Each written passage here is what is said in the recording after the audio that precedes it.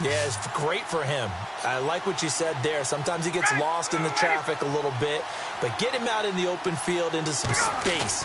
That plays to his strengths the best and keeps him out of it where all the big boys are, you know, make someone miss in the open field. The Pro Bowl wideout Julio Jones is intended receiver, and that takes us from second to third down. We know it's not an easy job to go out and catch passes when people are trying to tackle you and knock the ball away, but the bottom line is that's a pass he's got to have and a pass he should have caught. On third down, Ryan. And that's caught by Tammy. They call it a gain of 19, and it moves the chains. And the game just keeps evolving. Big guys running those corner routes, so difficult to cover. They come up in an offset eye. This is Freeman on 1st and 10. And this one goes nowhere. Losing yardage on the play back at the 46. It's a loss of a yard there, and now second down.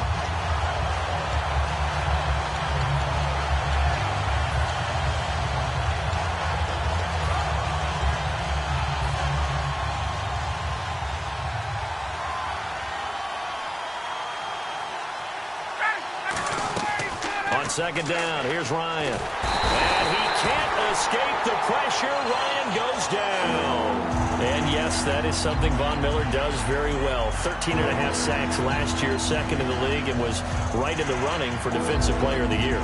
Again. And if he plays full seasons or nearly full seasons, he'll be in that running for the rest of his career. I love his ability to bend coming around the corner, and sometimes we don't talk about that enough. His ability to have the best leverage, get lower than the offensive tackle, yet still running at full speed and wrapping his way around the corner and getting to the quarterback. He completes it to Julio Jones. Over 1,400 yards last year for Jones, just 6 touchdowns.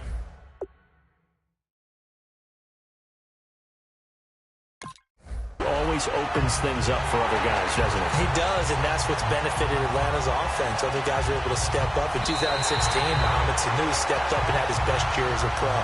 Austin Hooper, as a young tight end, really developed down the stretch.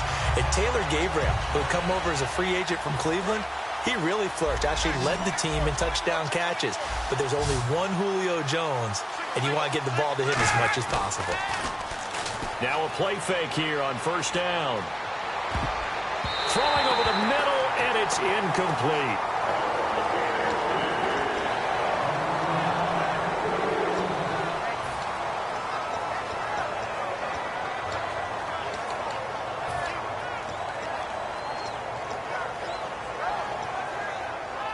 So incomplete on 1st. Let's see what 2nd down has in store.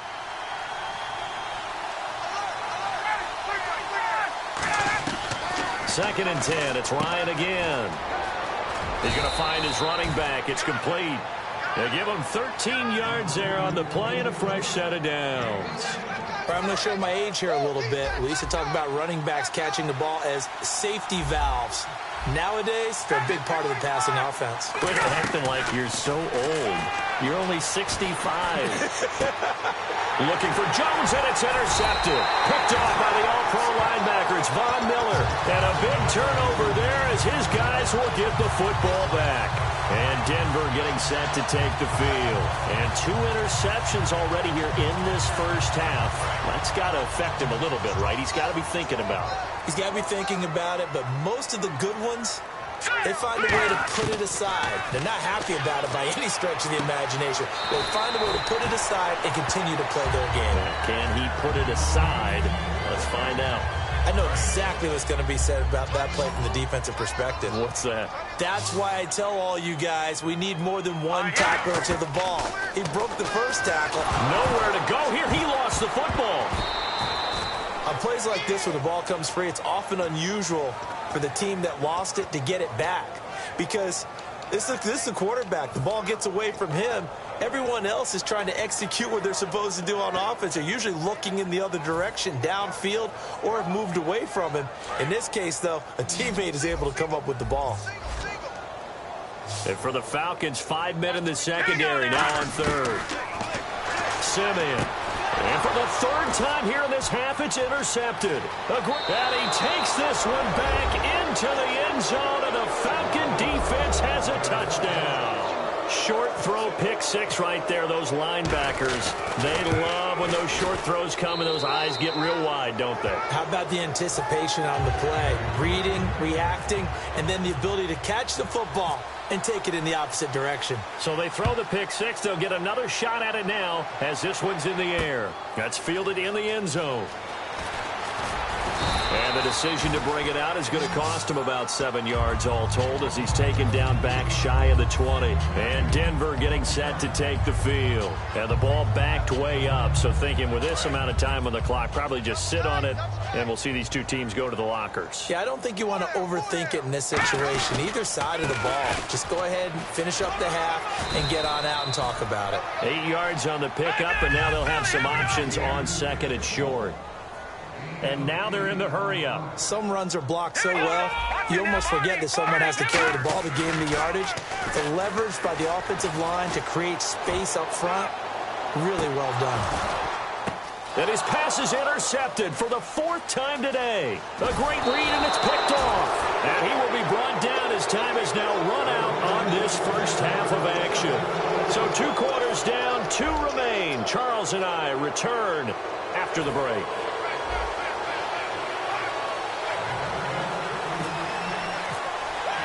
So both teams have their marching orders, and we'll get going again here in quarter number 3.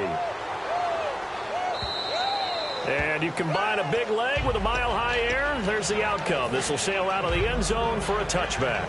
Atlanta now coming out on the field. Looked like they had something going last drive. Then the interception happened. Will they recover? The memory they need to keep with them is that they did have something going. They were moving the ball on offense, had a nice sequence going. Don't worry about the other part. You can't get that back. Let's get back to what you were doing well before. I thought you were going to say they need to have no memory, but remember the good part, forget the bad. I like that even better. It's a gain of 24 that time, and it'll give the Falcons a first down.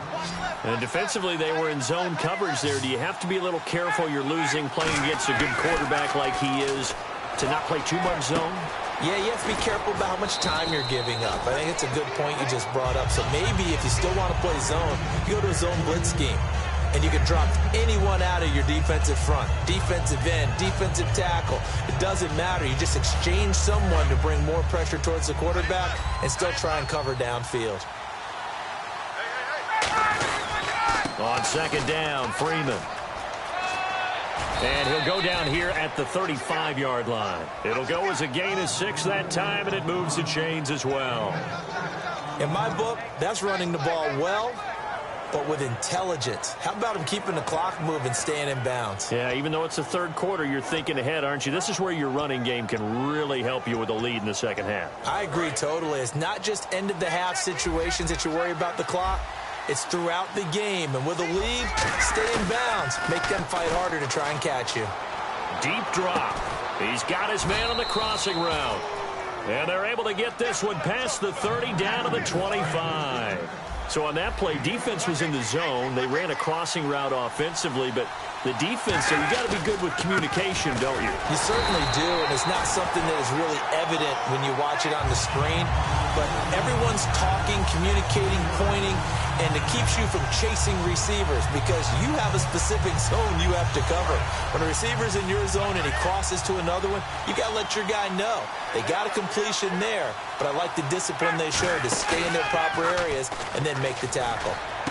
And he's going to drop this off to his fullback. And he'll go down here right around the 23-yard line. It'll be a gain of 4, and that'll bring up a third down. I wouldn't be surprised to see the next step in utilizing this position is to actually utilize more of a scat back in this spot. Because we saw the catch there, right? He made it. But he's a bigger, stronger guy, maybe not quite as elusive as maybe someone else you would put there. Yeah, didn't get the big yardage there you might out of a smaller back.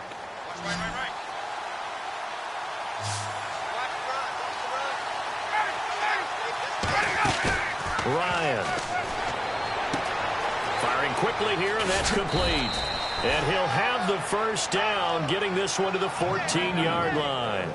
Well, they've had a great, impressive drive going here, and that pickup ensures the drive continues. And not only do you continue the drive, which is demoralizing for the guys on the defensive side of the ball right now, but you make your own defense happy. They're able to get a little more rest over on the sidelines while this one continues downfield. Now it's Ryan. And his throw is incomplete. I hope I don't sound too rah-rah on that one, but that's the exact right throw. Either your receiver gets it or no one gets it. Give him a lot of credit for being really precise with it. Got rid of it. No one got it. 2nd and 10 now. Ryan. Flush to his right. And a hit jarred it loose. It's incomplete. On any passes in the middle of the field, anyone who's going after the football is going to be conscious that it's probably going to be contested and often physically. Sometimes that leads to drops.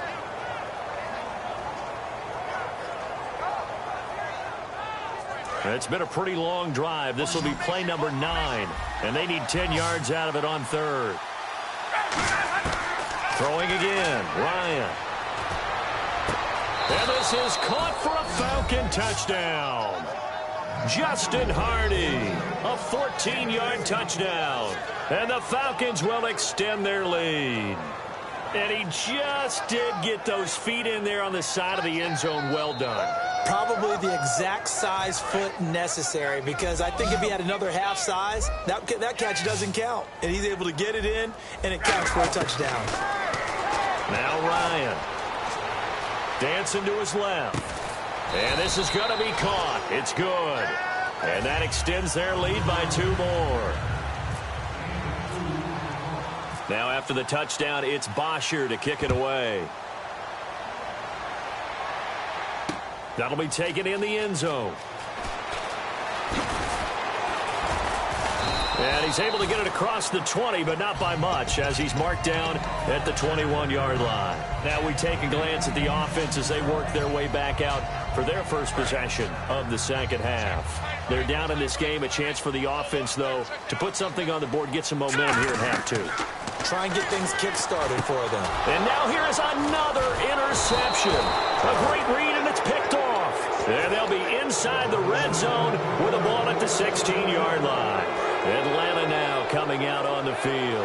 And they were able to punch it in the end zone last time. They'll be looking to do that again here for the defense. Obviously, they'll be looking to stop them from punching it back in the end zone. It always is punch-counter-punch, isn't it? And which team has the advantage? Well, let's just go back. Last time on offense, they rolled downfield, got into a good rhythm. You can see a little more bounce in and out of the huddle. You can see the sideline really get into the game. So defensively, you're thinking to yourself, how do we take that away from them? How do we get the advantage back? Let's see what they come up with. I think pressure is always the first way to go. You love pressure. I love it. We'll see if they dial it up this drive. 2nd and goal from the 2-yard line. Trying to run it in. DeMarco. No gain on the play there. They're going to need to come up with something better here on 3rd and goal. Partner, when it's a goal-to-go situation, if you're on the field on defense, you have to know that you may be called on to make a tackle at any time. Here, the cornerback does exactly that. Plays the run really well. And he gets in. Touchdown, Atlanta. Devontae Freeman taking it in from 2 yards out. And the Falcons use the short field to their advantage as they cash in for 6.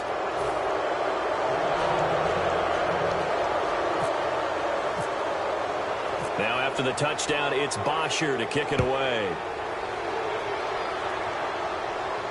That'll be taken in the end zone. And in hindsight, probably should have stayed where he was, as he'll only get back to the 16-yard line. The Bronco offense now set to come back out onto the field. They have the ball here for the inaugural drive of the second half. Pretty big deficit, though. We'll see what adjustments were made in that locker room. And I never want to make something more important than it actually is, right? I don't want to create more hype than what is there. This is I'm doing it, though. This is a really important drive. And we often talk about teams scripting plays to start a game. A lot of them script to start the second half, too. And they're scripting something that they expect to get them into the end zone and back into this game. We'll see if that script is a good one for them. A lone second remains now in this third quarter.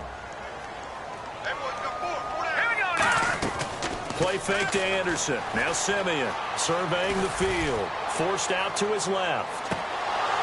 And it's incomplete. Took a shot, couldn't connect. Back now at the home of the champs, Sports Authority Field in Denver. A lot of folks starting to make their way to the parking lot. Their guys trail big here to begin quarter number 4.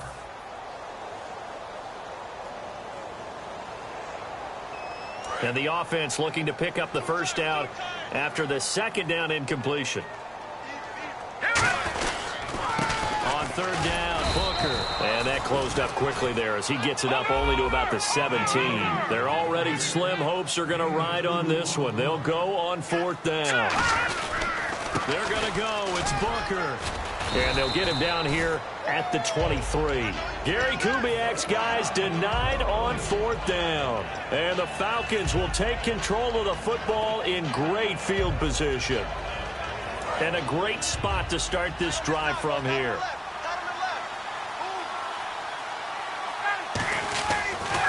On the counter, Devontae Freeman. And an alley to run. And down inside the 15, shy of the 10. It's a 10-yard pickup, and it moves the chains. And the next snap coming inside the red zone here.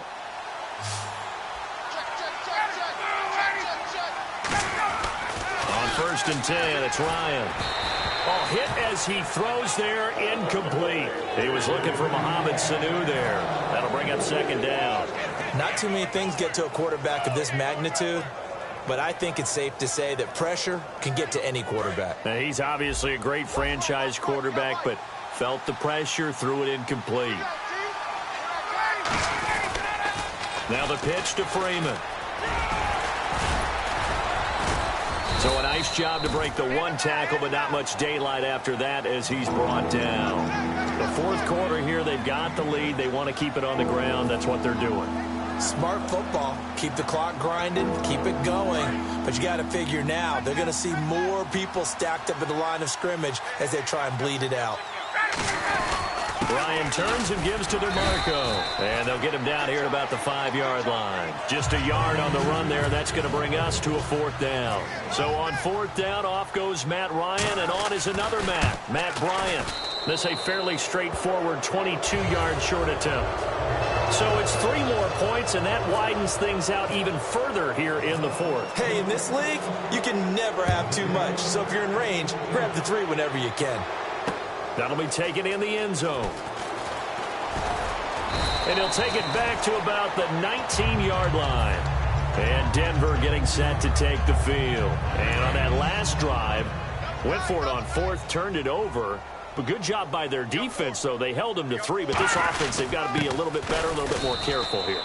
And sometimes when you see these calls on fourth down, when they decide to go for it, it's not necessarily the coach saying, I believe in my offense. Sometimes the coach saying, I believe in my defense. I can afford to go for it here because if we don't get it, I don't think we'll give up more than 3, and that's exactly what happened there. You think that factored in? I do. I think that he had that in his mind going into the game, that I'm going to be aggressive on offense because I know I've got a defense that can hold up their end. A gain of a yard gets them back where they started. Now it's 3rd and 10. Tough day, tough sledding right there, and it's been that way the entire game. Not a whole lot of room to ramble for him. Yeah, you're right. It's been that way all afternoon. Didn't get a whole lot better there. On the handoff, this is Booker. And they'll bring him down at the 27-yard line. He gets a good chunk of yards there, 8 all told, but they're still looking at a 4th down. And once again, leverage wins. The offensive line, lower than the defensive front. They moved them and found some good space for the guy carrying the ball.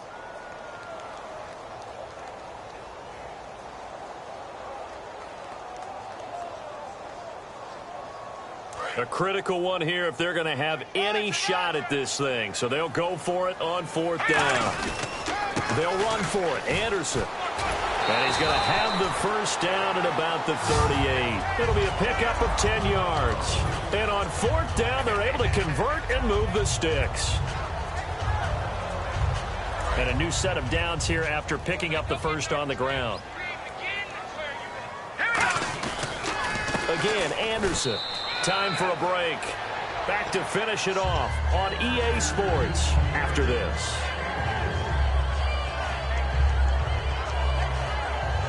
Seven yards to go on 2nd down.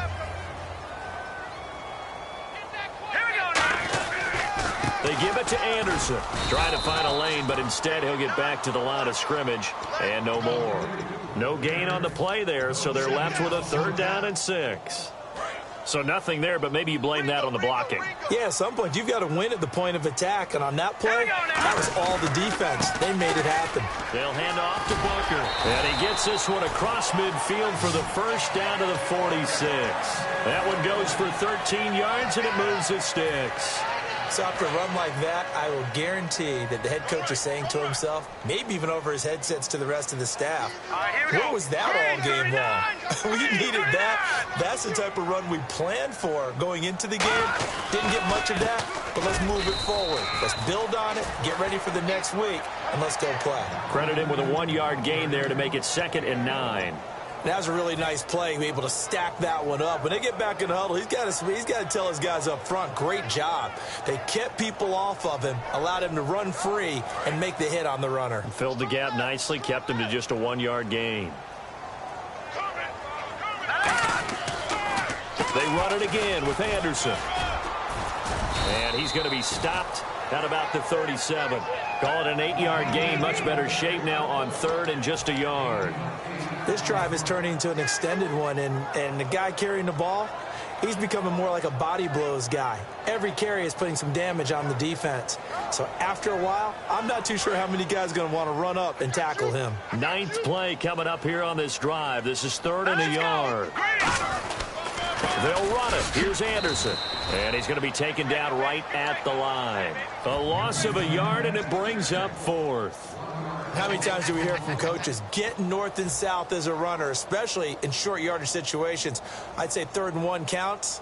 That didn't happen there. Instead, they went backwards. And they're indeed going to go for it here on 4th down. So trailing here in the last quarter. Let's see how this plays out. Running for it. Here's Anderson. And he is going to lose yardage here.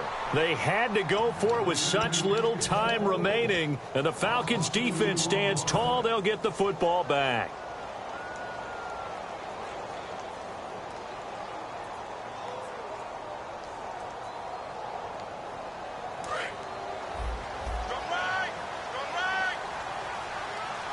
They come out here in the eye. Ryan wants to throw it.